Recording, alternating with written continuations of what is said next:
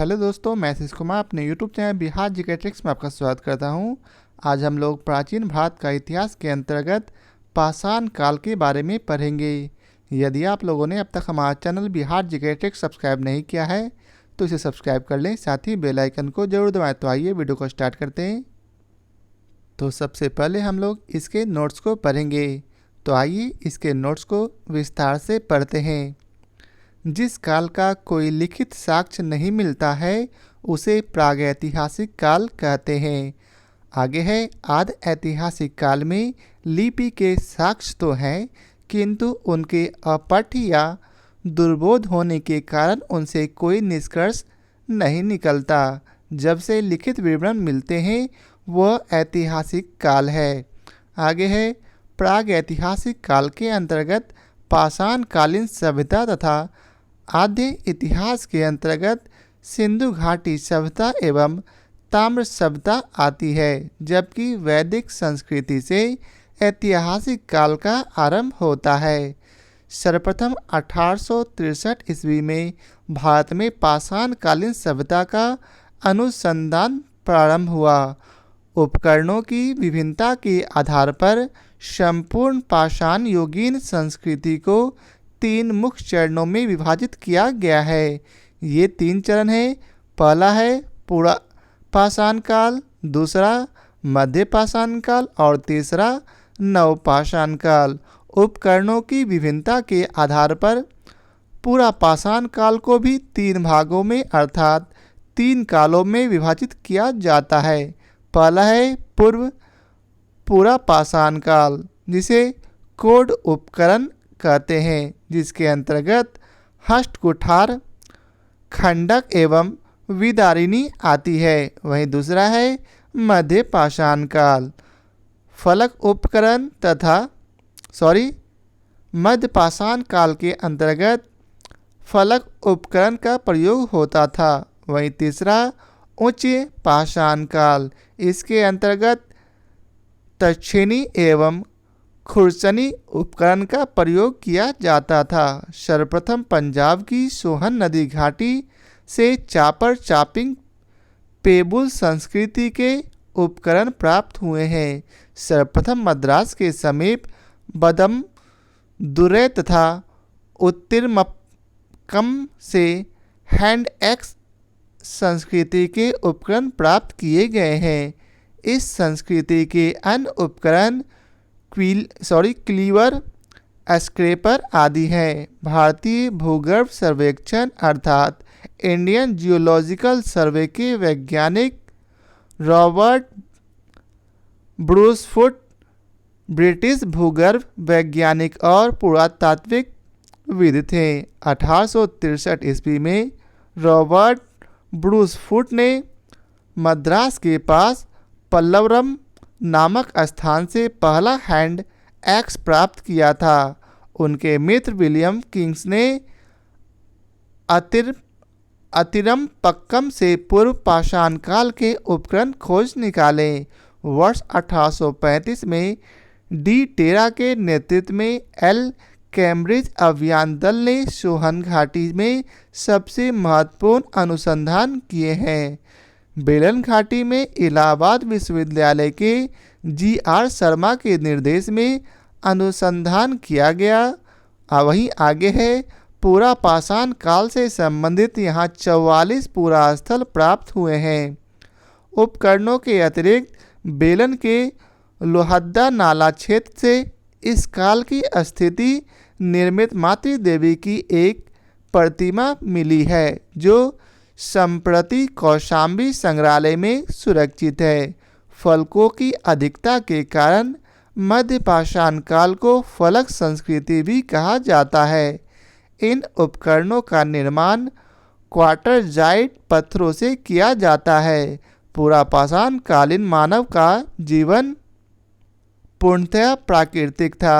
वे प्रधानतः शिकार पर निर्भर रहते थे तथा उनका भोजन मांस अथवा कंदमूल हुआ करता था।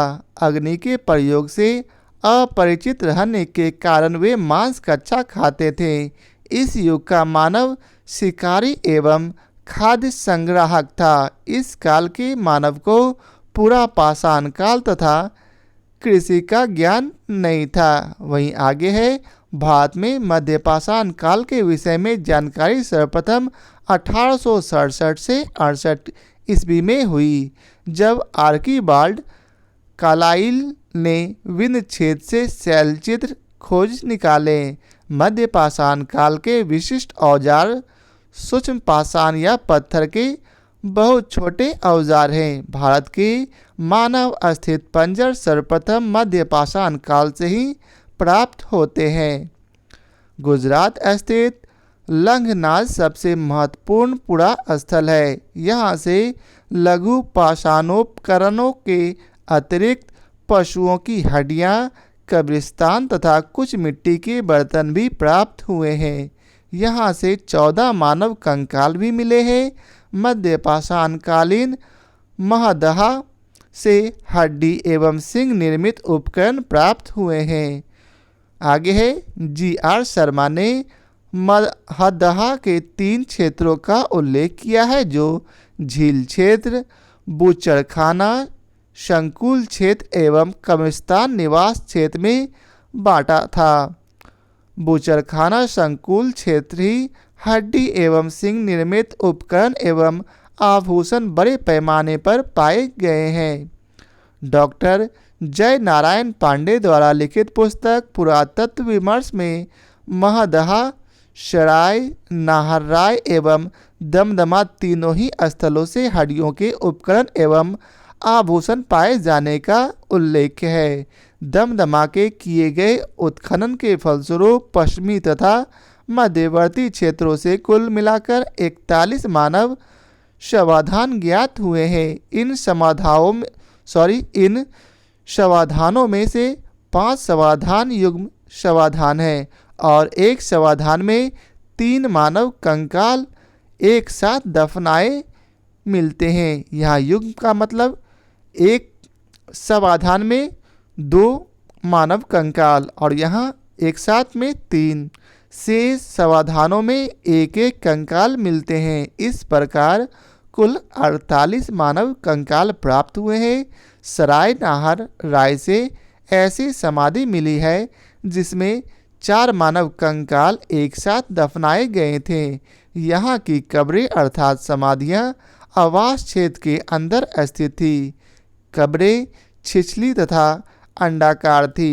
विंध्य क्षेत्र के लेखड़िया के शिलाशय संख्या 1 से मध्य पाषाणिक लघु पाषाण उपकरणों के अतिरिक्त 17 मानव कंकाल प्राप्त हुए हैं, जिनमें से कुछ सुरक्षित हालत में हैं तथा अधिकांश शत विक्षत हैं। अमेरिका के ओरेगोन विश्वविद्यालय के जॉन आर लुकास के अनुसार लेखड़िया में कुल 27 मानव कंकालों की अस्थियां मिली हैं। आगे है, पशु पालन का प्रारंभ मध्य पाषाण काल में हुआ था। पशुपालन के साक्ष्य भारत में आदमगढ़ तथा बागोर से प्राप्त हुआ है। पाषाण काल के मानव शिकार करके, मछली पकड़कर और खाद्य वस्तुओं का संग्रहण कर पेट भरते थे। मध्य प्रदेश के रायसेन जिले में स्थित भीमबेटका प्रागैतिहासिक शैल चित्रकला का श्रेष्ठ उदाहरण है।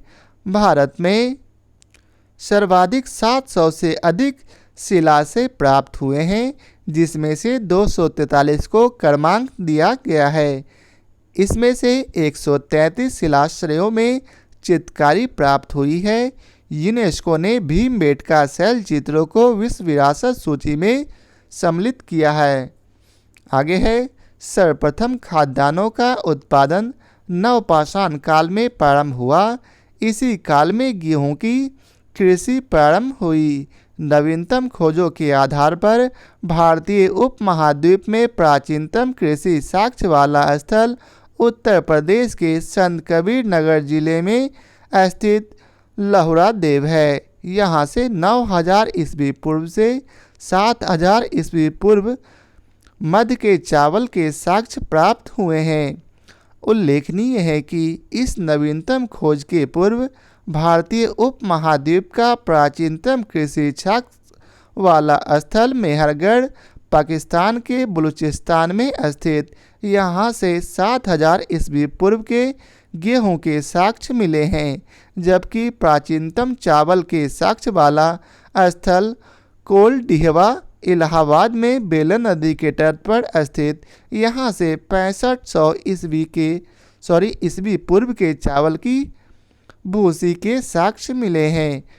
माना जाता है चीन के यांगत्जी नदी घाटी क्षेत्र में लगभग 7000 ईस्वी पूर्व चावल उगाया गया। मक्का लगभग 6000 ईस्वी पूर्व का प्रथम साक्ष्य मेक्सिको में पाया गया। बाजरा 5500 ईस्वी पूर्व चीन में, सोरघम 5000 ईस्वी पूर्व पूर्वी अफ्रीका में, राई 5000 ईस्वी पूर्व में दक्षिण पूर्व एशिया में तथा जई 2300 ईस्वी पूर्व में यूरोप में सर्वप्रथम उगाया गया। मेहरगढ़ से पाषाण संस्कृति से लेकर हड़प्पा सभ्यता तक के सांस्कृतिक अवशेष प्राप्त हुए हैं। मानव कंकाल के साथ कुत्ते का कंकाल बुर्ज होम से प्राप्त हुआ। गट आवास के साक्ष्य भी यहाँ से प्राप्त हुए। इस पुरास्थल की खोज वर्ष 1935 में डी टेरा एवं पीटरसन ने की थी। गुफ कराल कश्मीर में स्थित नवपाषाणिक स्थल है। गुफ कराल का अर्थ होता है कुलाल अर्थात कुल्हड़ का कुम्हार का गुहा। यहाँ के लोग कृषि एवं पशुपालन का कार्य करते थे। आगे है चिरान बिहार के सारण जिले में स्थित है। यहाँ से नवपाषाणिक अवशेष प्राप्त हुए हैं। यहाँ से हड्डी के अनेक उपकरण प्राप्त हुए हैं। यहाँ से पाषाण उपकरण हिरण के सींगों से निर्मित है।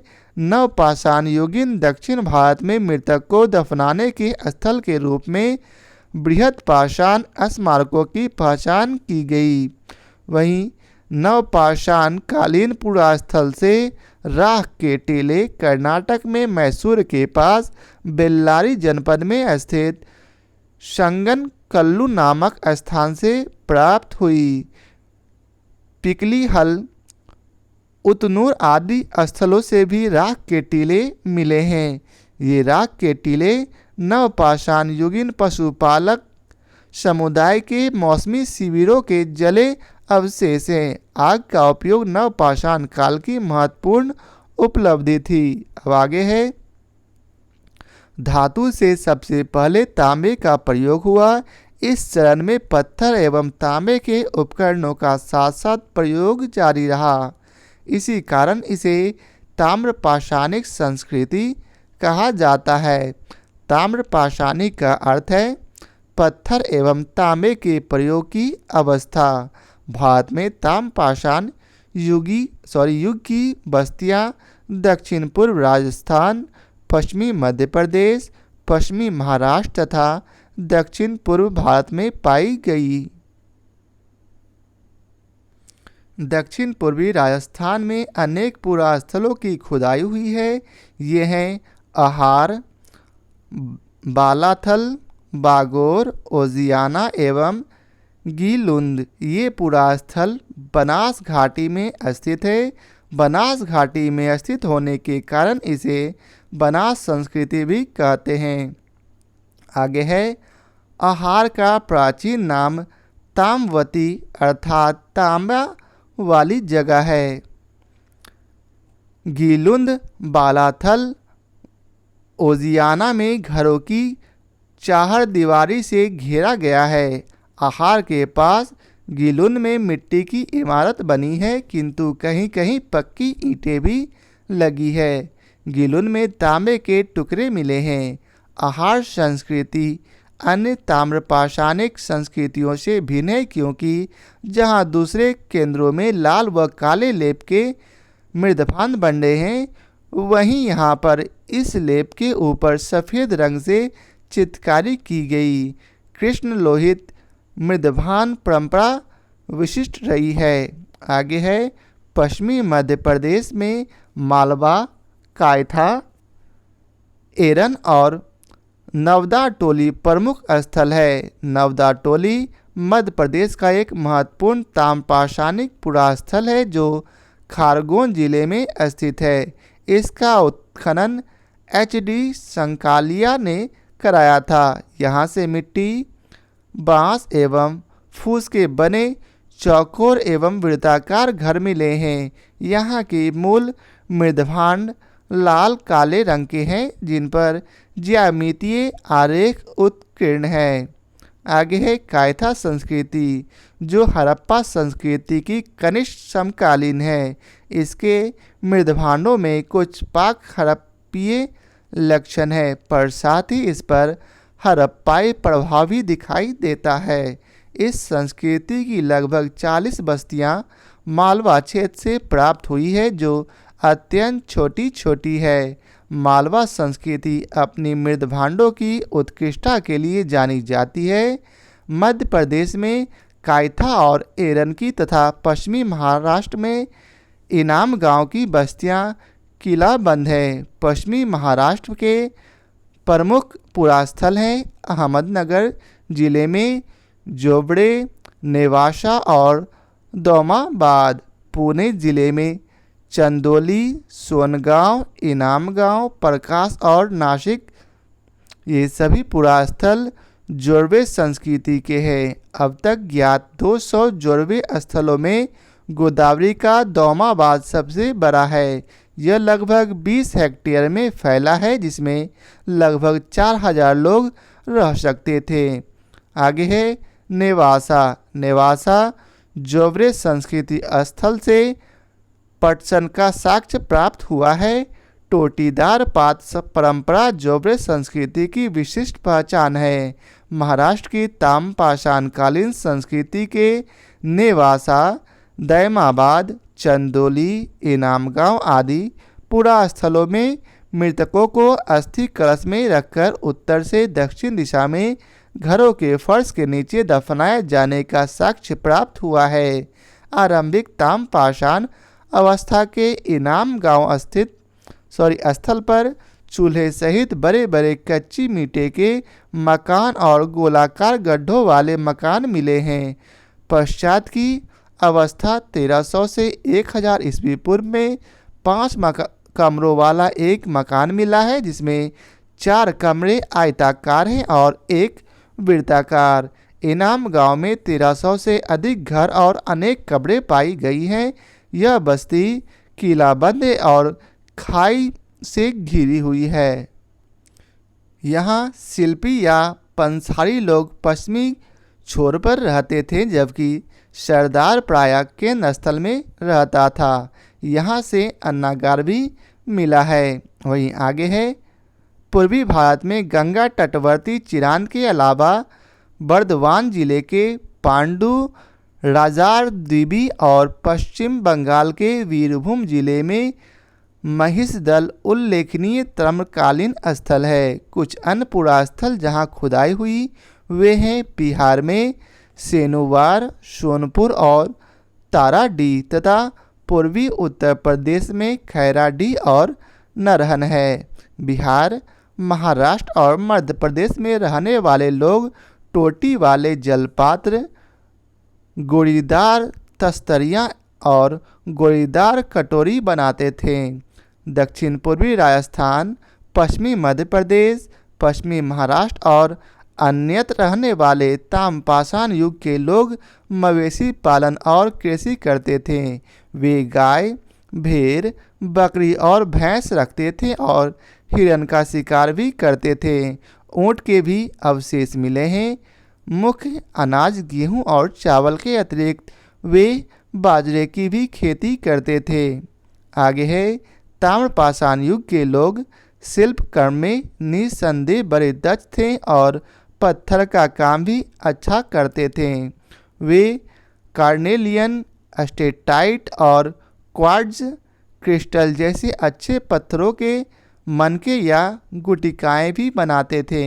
वे लोग कताई और बुनाई जानते थे क्योंकि मालवा में चरखे और तकलियाँ मिली है। महाराष्ट्र में कपास, सन और सेमल की रुई के बने धागे भी मिले हैं। इनाम गांव में कुंभाकार, धातुकार, हाथी दांत के शिल्पी, चूना बनाने वाले और खिलौने की मिट्टी की मूर्ति बनाने वाले कारीगर भी दिखाई देते हैं। इनाम गांव में मातृ देवी की प्रतिमा मिली है, जो पश्चिमी एशिया में पाई जाने वाली ऐसी प्रतिमा की प्रतिरूप है। मालवा और राजस्थान में मिली रूढ़ शैली से बनी मिट्टी की वृषभ मूर्तिकाएं यह सूचित करती है कि वृषभ अर्थात सांड धार्मिक पंथ का प्रतीक था। पश्चिमी महाराष्ट्र की चंदोरी और नेवासा बस्तियों में कुछ बच्चों के गलों में तांबों के मनकों का हार पहनाकर उन्हें दफनाया गया है, जबकि अन्य बच्चों के कब्रों में सम्मान के तौर पर कुछ बर्तन मात्र हैं। महाराष्ट्र में मृतक को उत्तर दक्षिण की दिशा में रखा जाता था, किंतु दक्षिण भारत में पूर्व पश्चिम की दिशा में। पश्चिमी भाग में लगभग संपूर्ण समाधान प्रचलित था, जबकि पूर्वी भारत में आंशिक समाधान चलता था। सबसे बड़ी निधि मध्य प्रदेश के गुंगेरिया से प्राप्त हुई है। इसमें 424 तांबे के औजार एवं हथियार तथा 102 चांदी के पतले पत्थर हैं। आगे है, कयाथा के एक घर में तांबे के 28 कंगन और 2 अद्वितीय ढंग की कुल्हाड़ियाँ पाई गई है। इसी स्थान में स्टेटाइट और कार्नेलियन जैसी कीमती पत्थरों की गोलियों के हार पात्रों में जमा पाए गए हैं।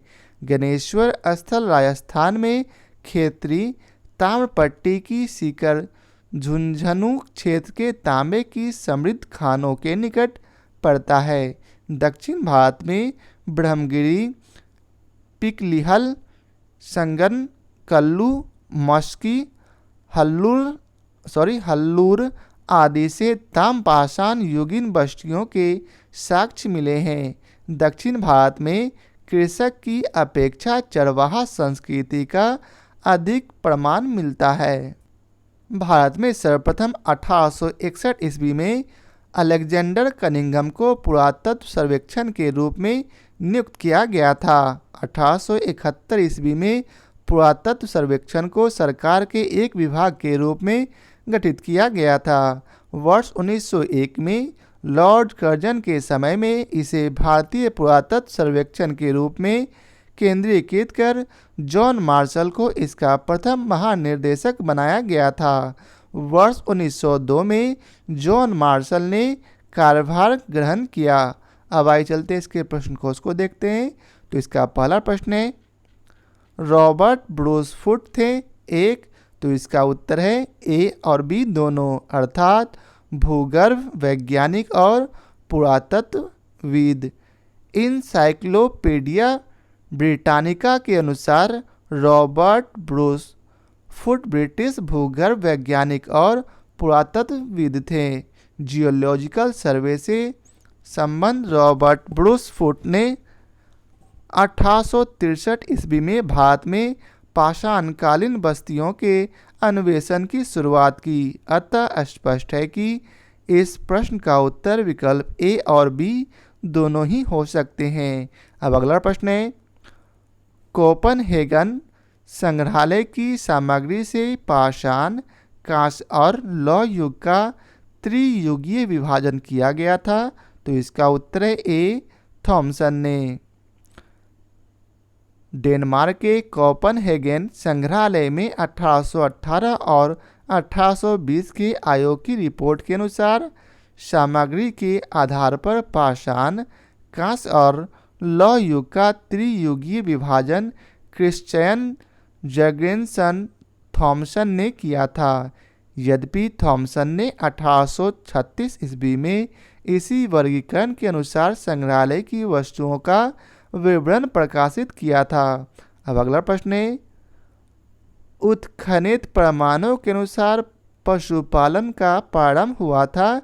तो इसका उत्तर है डी, मध्य पाषाण काल में। मध्य पाषाण काल के अंतिम चरण में पशुपालन के साक्ष्य प्राप्त होने लगते हैं। ऐसे पशुपालन के साक्ष्य भारत में आदमगढ़ तथा बागोर से मिले हैं। अब अगला प्रश्न है, मध्य पाषाणिक प्रसंग में पशुपालन के प्रमाण जहाँ मिले हैं वह स्थान है, तो इसका उत्तर है सी, आदमगढ़। अगला प्रश्न है, निम्नलिखित में से किस स्थल से हड्डी के उपकरण प्राप्त हुए हैं, तो इसका उत्तर है सी और डी, अर्थात महदहा से और सराय नाहर राय से। मध्य पाषाण कालीन महदहा से बड़ी मात्रा में हड्डी एवं सींग निर्मित उपकरण प्राप्त हुए हैं। जी.आर. शर्मा महदहा से में 3 क्षेत्रों का उल्लेख करते हैं, जो झील क्षेत्र, बूचड़खाना संकुल क्षेत्र एवं कब्रिस्तान निवास क्षेत्र में बटा था। बूचड़खाना संकुल क्षेत्र से ही हड्डी एवं सींग निर्मित उपकरण एवं आभूषण बड़े पैमाने पर पाए गए हैं। सराय नाहर राय से भी अल्प मात्रा में हड्डी के उपकरण मिले हैं। अब अगला प्रश्न है, हड्डी से निर्मित आभूषण भारत में मध्य पाषाण काल के संदर्भ में प्राप्त हुए हैं, तो इसका उत्तर है ए और बी दोनों, अर्थात सराय नाहर राय से और महदहा से। अगला प्रश्न है, एक ही कब्र से 3 मानव कंकाल निकले हैं, तो इसका उत्तर है बी, दमदमा से। मध्य गंगा घाटी के प्रतापगढ़ जिले में स्थित सराय नाहर राय, महदहा तथा दमदमा का उत्खनन हुआ है। दमदमा में लगातार 5 वर्षों तक किए गए उत्खनन के फलस्वरूप पश्चिमी तथा मध्यवर्ती क्षेत्रों से कुल मिलाकर 41 मानव शवाधान ज्ञात हुए हैं। इन समाधानों में से 5 समाधान युग्म समाधान है और एक समाधान में 3 मानव कंकाल एक साथ दफनाए हुए मिले हैं। शेष समाधानों में एक एक कंकाल मिले हैं। अब अगला प्रश्न है, खाद्यान्नों की कृषि सर्वप्रथम प्रारंभ हुई थी, तो इसका उत्तर है ए, नवपाषाण काल में। खाद्यान्नों का उत्पादन सर्वप्रथम नवपाषाण काल में हुआ। यही वह समय है जब मनुष्य कृषि कर्म में परिचित हुए। अब अगला प्रश्न है, भारत में मानव का सर्वप्रथम साक्ष्य कहाँ मिलता है, तो इसका उत्तर है डी, नर्मदा घाटी में। भारत में मानव का सर्वप्रथम साक्ष्य मध्य प्रदेश के पश्चिमी नर्मदा घाटी क्षेत्र में अवस्थित हथनौरा नामक पुरास्थल से प्राप्त हुआ। इसकी खोज पुरातात्विकविद अरुण सोनकिया द्वारा 5 दिसंबर 1982 में किया गया था। अब अगला प्रश्न है, मानव द्वारा सर्वप्रथम प्रयुक्त अनाज था, तो इसका उत्तर है सी, जौ। आधुनिक मानव समाज द्वारा मुख्य रूप से 8 खाद्य अनाजों का उपभोग किया गया है। जौ, गेहूँ, चावल, मक्का, बाजरा, सोरघम, राई एवं जय। अनाजों के पौधे विभिन्न क्षेत्रों में जंगली घास के रूप में विद्यमान थे, जिन्हें बीजों के रूप में मानव ने उगाया। अलग अलग क्षेत्र में अलग अलग समय पर वैश्विक दृष्टि से देखा जाए तो सर्वप्रथम जौ 8000 ईस्वी पूर्व में निकट पूर्व, नियर ईस्ट, भूमध्य सागर एवं ईरान के मध्य स्थित पश्चिमी एशिया के देश में मानव द्वारा उगाया गया। बाद में लगभग इन्हीं क्षेत्रों में 8000 ईस्वी पूर्व के आसपास ही गेहूं भी उगाया जाने लगा था। अब अगला प्रश्न है, भारतीय उपमहाद्वीप में कृषि के प्राचीनतम साक्ष्य प्राप्त हुए हैं, तो इसका उत्तर है बी, लहुड़ा देव से। अब अगला प्रश्न है, भारतीय उपमहाद्वीप में कृषि के प्राचीनतम साक्ष्य प्राप्त हुए हैं, तो इसका उत्तर डी, मेहरगढ़ से। अगला प्रश्न है, भारतीय उपमहाद्वीप में कृषि के प्राचीनतम साक्ष्य कहाँ से प्राप्त हुए हैं, तो इसका उत्तर है सी, मेहरगढ़ से। अगला प्रश्न है, नवपाषाण युग में भारतीय उपमहाद्वीप के उत्तर पश्चिमी क्षेत्र में निम्नलिखित में से किस स्थान पर कृषि के अभ्युदय के प्रारंभिक प्रमाण प्राप्त हुए हैं, तो इसका उत्तर है बी, अर्थात मेहरगढ़। अगला प्रश्न है, भारत में पशुपालन एवं कृषि के प्राचीनतम साक्ष्य प्राप्त हुए हैं। तो इसका उत्तर है डी अर्थात मेहरगढ़ से। अब अगला प्रश्न है, उस स्थल का नाम बताइए जहां से प्राचीनतम अस्थायी जीवन के प्रमाण मिले हैं। तो इसका उत्तर है डी मेहरगढ़ से। दिए गए विकल्पों में प्राचीनतम अस्थायी जीवन के प्रमाण सर्वप्रथम बलूचिस्तान के कच्ची मैदान स्थित मेहरगढ़ से मिले हैं, जिसकी प्रमाणिक तिथि 7वीं सहस्त्राब्दी ईसा पूर्व अर्थात 7000 ईसा पूर्व है, जबकि किले गुल मोहम्मद एवं कालीबंगा की प्राचीनतम तिथि क्रमशः 4000 ईसा पूर्व एवं 3500 ईसा पूर्व है, अतः विकल्प डी सही उत्तर है। अब अगला प्रश्न है, निम्नलिखित में से किन स्थानों से मध्य पाषाण काल में पशुपालन के प्रमाण मिलते हैं। तो इसका उत्तर है सी बागोर। मध्य पाषाण काल से पशुपालन के साक्ष्य प्राप्त होने लगते हैं। पशुपालन के प्रारंभिक साक्ष्य मध्य प्रदेश में होशंगाबाद के निकट आदमगढ़ पुरास्थल और राजस्थान के भीलवाड़ा जिले में स्थित बागोर से मिलते हैं। अब अगला प्रश्न है, निम्नलिखित में से किसको चालकोलिथिक युग भी कहा जाता है। तो इसका उत्तर है सी ताम्रपाषाण युग। ताम्रपाषाण युग को चालकोलिथिक युग भी कहा जाता है। अब अगला प्रश्न है, निम्न में से किस एक पुरास्थल से पाषाण संस्कृति से लेकर हड़प्पा सभ्यता तक के सांस्कृतिक अवशेष प्राप्त हुए हैं। तो इसका उत्तर है बी मेहरगढ़। बलूचिस्तान में स्थित पुरास्थल मेहरगढ़ से पाषाण संस्कृति से लेकर हड़प्पा सभ्यता तक के सांस्कृतिक अवशेष प्राप्त हुए हैं। अब अगला प्रश्न है, नवडा टोली का उत्खनन किसने किया था। तो इसका उत्तर है सी HD शांकलिया ने।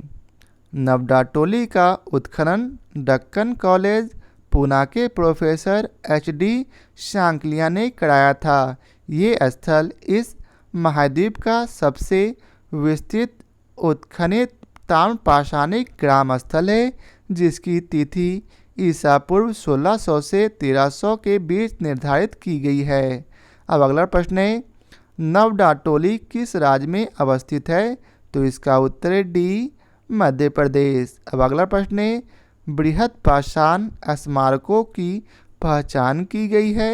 तो इसका उत्तर है बी मृतक को दफनाने के स्थान के रूप में। नवपाषाण युगीन दक्षिण भारत में शवों को विभिन्न प्रकार की समाधियों में दफनाने की परंपरा रही है।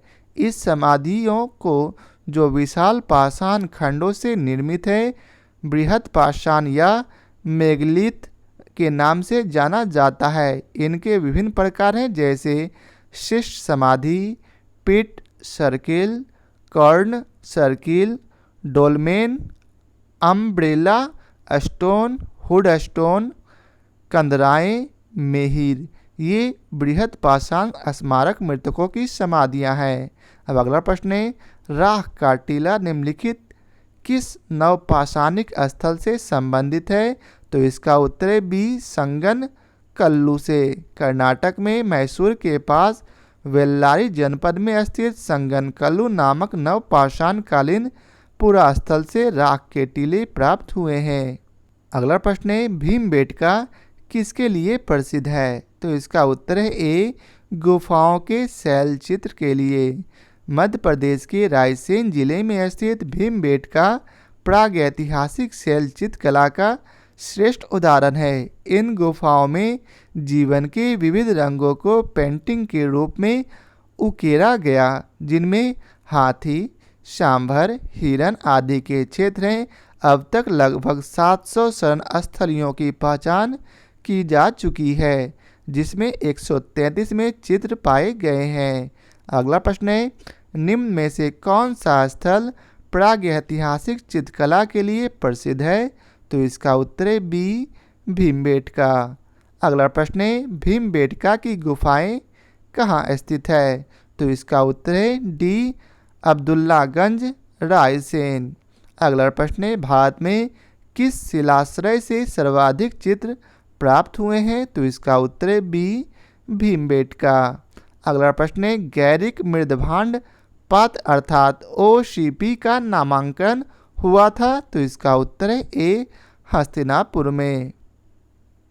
गंगा यमुना दोआब की सांस्कृतिक परंपरा संभवतः उस संस्कृति के साथ शुरू होती है जिसे अपने अत्यंत विशिष्ट मृदभान के नमूने के कारण गुरुवर्णी गैरिक मृदभान संस्कृति कहा गया है। बीबी लाल ने वर्ष 1951 में हस्तिनापुर में सर्वप्रथम गैरिक मृदभान प्राप्त किया था और वहीं इसका नाम पड़ा। अब अगला प्रश्न है, ताम्राश्म काल में महाराष्ट्र के लोग मृतकों को घर के फर्श के नीचे किस तरह रखकर दफनाते थे? तो इसका उत्तर है ए, उत्तर से दक्षिण की ओर। महाराष्ट्र की ताम्रपाषाणकालीन संस्कृति के नेवासा, दैमाबाद, कौठे, चंदोली, इनाम गांव आदि पुरास्थलों में घरों से मृतकों को अस्थि कलश में रखकर उत्तर से दक्षिण स्थिति में घरों के फर्श के नीचे दफनाए जाने के साक्ष्य मिले हैं। कब्र में मिट्टी की हांडियाँ और तांबे की कुछ वस्तुएं भी रखी जाती थी। अगला प्रश्न है, निम्नलिखित में से किस स्थल से मानव कंकाल के साथ कुत्ते का कंकाल भी शवाधान से प्राप्त हुआ है? तो इसका उत्तर है बी, बुर्ज़होम। जम्मू एवं कश्मीर में श्रीनगर के निकट उत्तर पश्चिम में स्थित बुर्ज़होम से नवपाषाणिक अवस्था में मानव कंकाल के साथ कुत्ते का कंकाल भी शवाधान से प्राप्त हुआ है। गर्तावास अर्थात गड्ढों वाले घर भी यहाँ की मुख्य विशेषता है। अब अगला प्रश्न है, निम्नलिखित में से किस स्थान पर मानव के साथ कुत्ते को दफनाए जाने का साक्ष्य मिला है? तो इसका उत्तर है ए, बुर्ज़होम। अगला प्रश्न है, गर्त आवास के साक्ष्य प्राप्त हुए हैं? तो इसका उत्तर है ए, बुर्ज़होम से। अब अगला प्रश्न है, विंध्य क्षेत्र के किस शिलाश्रय से सर्वाधिक मानव कंकाल मिले हैं? तो इसका उत्तर है डी, लेखहिया से। डॉक्टर JN पांडे की पुस्तक पुरातत्व विमर्श के अनुसार विंध्य क्षेत्र के लेखहिया के शिलाश्रय संख्या 1 से मध्य पाषाणिक लघु पाषाण उपकरणों के अतिरिक्त 17 मानव कंकाल प्राप्त हुए हैं, जिनमें से कुछ सुरक्षित हालत में हैं तथा अधिकांश क्षत विक्षत हैं। अमेरिका के ओरेगॉन विश्वविद्यालय के जॉन R. लुकास के अनुसार लेखहिया में कुल 27 मानव कंकालों की अस्थियां मिली है। अब अगला प्रश्न है, भारतीय पुरातत्व सर्वेक्षण निम्नलिखित विभागों या मंत्रालयों में से किसका संलग्न कार्यालय है? तो इसका उत्तर है ए, संस्कृति की। भारतीय पुरातत्व सर्वेक्षण संस्कृति मंत्रालय के अधीन एक विभाग है। अब अगला प्रश्न है, भारतीय पुरातत्व का जनक किसे कहा जाता है? तो इसका उत्तर है ए, अलेक्जेंडर कनिंघम। अलेक्जेंडर कनिंघम को एक ब्रिटिश सेनाधिकारी के रूप में बंगाल इंजीनियर्स के साथ काम करने के लिए तैनात किया गया था। उन्हें ही भारतीय पुरातत्व के जनक के रूप में जाना जाता है। अब अगला प्रश्न है, राष्ट्रीय मानव संग्रहालय कहाँ पर है? तो इसका उत्तर है सी, भोपाल में। राष्ट्रीय मानव संग्रहालय, जिसका नाम बदलकर इंदिरा गांधी राष्ट्रीय मानव संग्रहालय कर दिया गया, भोपाल में स्थित है। यह भारत सरकार के संस्कृति विभाग के अंतर्गत स्वायत्त शासित संगठन है। तो यह आज के वीडियो का आखिरी प्रश्न था। आशा करता हूँ आप लोगों को हमारा यह वीडियो पसंद आया हो। यदि आप लोगों को हमारा यह वीडियो पसंद आया हो तो इसे लाइक और शेयर जरूर करें। फिर मिलते हैं नए चैप्टर के साथ। आज के लिए बहुत बहुत धन्यवाद।